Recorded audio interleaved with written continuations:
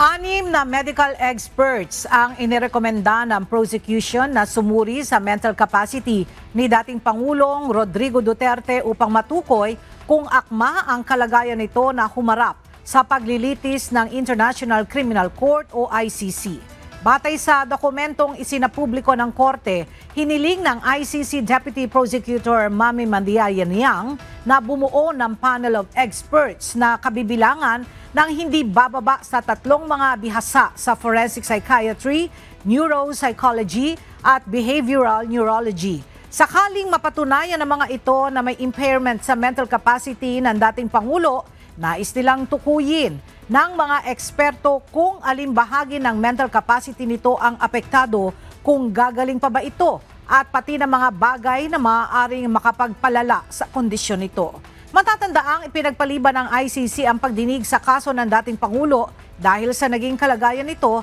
habang nakakulong sa The Hague, Netherlands.